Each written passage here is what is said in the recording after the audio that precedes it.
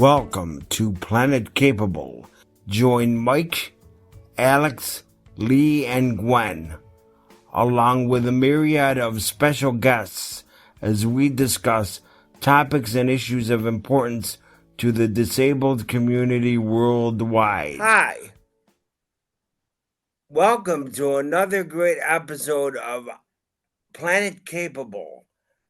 Today we're going to continue our grab bag series about freedom of speech. I'm Mike Rogers. I'm Alex Chesko. Hi, everyone. This is Lee Hartley. I love it. All right. So tonight we're talking about freedom of speech. I'm really excited to get to this topic because given that we are in the times that we're in politically and otherwise, this will be something that'll be an interesting topic. So before we started, Mike had some thoughts on freedom of speech, and I want to let him share first, and then I'm going to bounce back and forth with him a little bit. Yeah, when we talk about freedom of speech, we forget that, the ability to say and express yourselves is something that not all people everywhere in our world has. Depending on the government and the rules of where a person lives, they may not have the ability to say and express, opposing views or just what they want to achieve in their life. We still are in a world where a lot of that is kind of forbidden, and we don't want to get like that in the United States, especially when for example, when we speak of things that we want in our lives as people with disabilities, we don't want it getting to the point where somebody may disagree and say, no, you don't say that because we don't agree with it, or you know, we don't necessarily agree with your views about how people with disabilities should live. And so we're going to just not allow you to do that. And I think that strikes at the core of what the United States is. It should be a land where all people can express themselves freely and kind of grow together. That's how I always thought and felt about the uniqueness of our country. Yep, absolutely. Yeah, and I mean, I think one of the things that should be recognized here, I mean, we've definitely become very polarized in a lot of ways. Our politics, our religions, our viewpoints, our beliefs, in a lot of ways, become very, very polarized, and it's created this thing of whether you're on one side or the other, and there's not a lot of middle ground. It seems like sometimes. Now, I recognize that also as a perception. And the middle ground actually might be a lot larger than what we perceive it to be. But given the nature of where we're at right now in the world, with social media and all those other things, it's really difficult to see the middle ground clearly when, everything is so polarized and everything is kind of geared towards polarization in a lot of ways. One of the things I would also say too is the ability to have calm conversations when disagreeing is very, very important. We a lot of us, when we strike up against something that we don't agree with, we immediately kind of react very in a knee-jerk reaction of like, I'm angry about this, or I need to say my piece about this. And the truth of the matter is, yes, I support the idea of you saying what you want to say about it. However, keeping a calm head about it as we're doing it is the key to allowing people the ability to understand a different viewpoint than what was already presented. In fact, if you study psychology, sorry, Mike, if you study psychology, one of the things they teach is if you have a tendency to be calm about your response, you're more likely to win the discussion or win the argument, quote unquote win, by the way, not win overall, but you'll come off as more respectable at the end of the discussion versus, being a raving person. So Yeah, yeah. yeah. I remember I remember when I was going to school. I don't mind sharing it. I consider myself a Christian, and I remember having great discussions and interactions with Muslims, with people, of different Asian belief systems, people that didn't believe anything at all. And we just, would get into discussions. We didn't blame each other. We didn't say, you're wrong, you're this, you're that. I just was like, well, I want to know what you think and what you believe. And it was really cool because we could have um, great discussions and maybe disagree on some points, but we didn't go away yelling at each other or anything. Mhm. We just, we just went our whatever way we went, and then the next time we saw each other, we were fine. It Mhm. was, like any other friendship. Yeah. We're very oftentimes we can be very, very quick to put people in certain boxes if they say things certain ways, or post certain things or whatever. We say, oh, this person is this, so they must be this, and so they're bad or they're this or that. Truth of the matter is they might disagree on one thing or disagree on one thing, but that doesn't make them a bad person overall. That's something that I think is important to acknowledge as well. So yeah. So it's one of those things that uh yeah. It's one of those things that for sure is should be acknowledged too, is that, you know, just because a person believes in one way or another doesn't make them a bad person entirely. It makes them want to they agree with what's being said or disagree with what's being said. So Yeah, yeah. Lee wanted to say something. for sure. OMG. It's already gotten that way when joking with the opposite sex. Can you explain that further, Lee? Because I would like to know what you mean by that specifically.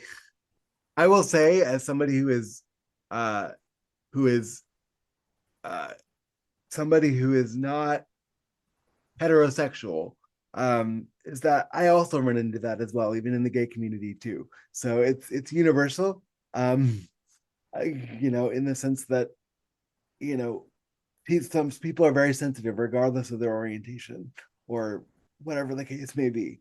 So, Oh yeah, I think, and I'm not saying that we should be abusive or anything like that. I would never say that, but we have gotten to the point where we don't know if we could say the average thing, in the world without somebody saying, "Well, I don't agree with that," and you can't say that, and mhm. it's gotten to the point where I think people are on eggshells, and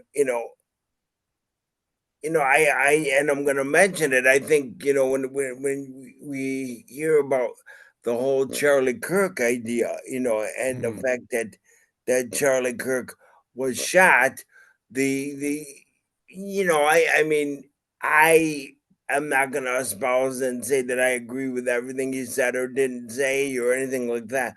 But when we start bringing out firearms to deal with disagreements, I think we have to look at what kind of society we're becoming. And yes, I know some of the people's thoughts are polarizing. I get that, but it's got to come to a point where we can sit at a table and talk about things, because the way the political realm is going, as you can see, we're more and more apt to shut down the government if things aren't going the way we want, or instead Right. of just sitting there and saying, how do we solve this? Right. We often, what I've noticed over my over the course of my life is that, the pendulum swings in both directions.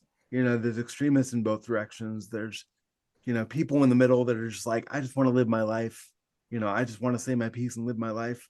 Um, you know, and I want to be heard. I want to be acknowledged. That's a big part of freedom of speech, is having the ability to be recognized as like, hey, I feel a certain way. And, is it okay that I can just be acknowledged for how I feel? And also, I agree with you, Mike. Things shouldn't have to come to an extreme in order for views and such to be heard. We should be able to come to the table in a civil manner and acknowledge that, like, we may not always agree, but we should be able to at least create the grace for the ability to have conversation in a kind and respectful manner. Yeah, yeah. Not everything be a protest, or everything be a something where we have to call out the military, the National Guard, or we should be able to come together as groups of people in a country where we say we have freedom, Right. and to be able to do that. Yeah. Lee, back to you. What did you mean by your comment earlier about the opposite You sex? can't even joke about having sex. You can't even joke about having sex. Um, I don't know, Lee. I would disagree with you on that, only because I feel like I joke a lot about having sex, uh, among my peers for sure. So I'm not sure. I would disagree with you on that, but that's okay. It's okay that we disagree. Again, this is what we're talking about right now. I would say too that I agree with Alex. I mean, I joke about many things, but I think you have to, especially in this day and age, you have to read the room. Kind of, you have to know who Your audience. your audience, so that you know. Yes. Yeah, Yeah, yeah, I'm not gonna joke with someone I know is gonna be directly offended by me saying that. right. Yeah, I yeah. so related to this in a manner of speaking, there are comedians out there that they get up on stage and they do their thing, they talk their bit, but they also kind of have to feel out their audience too. If they say a joke and it doesn't go over well, they're not going to continue on that line of joking because they know they're not going to do well. They might switch tracks to a different set of jokes in order to get the crowd laughing, but they kind of got to get to know their crowd, so it's kind of neat in that way. So if you guys ever watch comedians, it's a really kind of interesting thing from a psychological Yeah, slash social perspective. yeah, it can be, and but I am gonna push back because one comedian I watch is pretty graphic. Yeah, He's pretty graphic, and but what he'll say is um that when he jokes, people have to remember a joke is something that is said for that purpose. It doesn't necessarily reflect all his real life views, right. you know. It's said in the spirit that it's intended, as one of my friends Yeah, likes to say. it intended to get people to react and laugh, Hmm. and and I think even in that vein, we've lost some of the ability to look at some um look at some situations humorously. Like, I'm Hmm. heterosexual, and like you said, Alex, you don't identify that way, but we joke all the time, right? Absolutely, We joke all the time. Some people absolutely. even go ooh or something like that. Oh But yeah, we joke all the because we know we're not coming at anybody personally, or in reality, we're just joking and yeah, having fun. And I think we've right. lost some of that. Friends that know each other and know each other well aren't going to be offended when I go to Mike and go, man, you fucked up transformer, whatever. It's just they understand. People, they Yeah, and like I've called Alex a fucked up gazelle before yeah, because he walks kind of like like very springy. And Yep. so Yep. And and we know that we're just messing with each other. yeah, and that form of joking is more a sign of of brotherhood and of understanding each other at a friendship level rather than being insulting and being hurtful. You know. Yeah, yeah. I mean, I think it brings when you can have a good joke together, it brings people together better. Right. And it also is relatable in the sense of our common experience. Mike and I have common experiences, people with disabilities, and so we can bounce back and forth about that. And it's a way of doing that in a humorous way, and that's really Yeah, really we do cool. the same thing with Lee. We have Yep, some of the best times just absolutely. messing with each other. Oh my gosh. Not mind you, I mean, there are some things that we say to each other that we don't say in public, but Yeah, even so, it's still a lot of fun and we understand each other. It's almost like a secret club, not secret, but it's almost like an open club that you can only really understand once you've had certain experiences. yeah, and if So, somebody is okay with something, we respect that. absolutely. Yeah, yeah. Also, a big part of freedom of speech is also the ability to communicate honestly, because like you just said, Mike, the ability to say like, hey, I didn't appreciate that joke you just made because of X, Y, and Z. That should Yeah, also be acknowledged too. Frankly, a lot of people nowadays don't even do that. They just say I'm offended because of and it's Tell like, them, okay, oh, you're Mike, say that again, Lee. Sorry. tell them what you call me, Mike. oh, so so so so years ago, I met Lee, and we both found out each other has a great sense of humor. Now Lee has spasms, which makes his whole body shake. So I had a great idea of starting a business with Lee's unique ability in that. And I said that we should stick Lee in a bucket of hot water with some soap, and people could put their laundry in there because when he shakes, he's like a laundry machine, a washing machine. And I said we can make a lot of money on that. We don't even have to buy equipment. We could just stick Lee in there. So we've joked about that for many many years. Love that. Love that. That's awesome. And I Uh, still think we could make that happen, even in the back of an old van, Lee. I mean, it's a good retirement scheme for sure. Portable washing service. I'm down for it. Let's go. Yeah, and it'll happen. It'll be really good if we can do that, especially if there's like a storm or a natural disaster. That way, people can still keep their clothes clean. They could come to us because there won't be Yep. any electricity. So you can just start up, Lee. All right. Wild. Wild. Oh my gosh.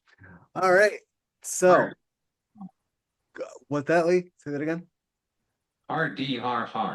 Hard ER. That's great. They love it. That's amazing. Oh my goodness. Um, but yeah, Lee, did you have any other thoughts you wanted to share on freedom of speech? Anything you wanted to convey? No. Okay, cool.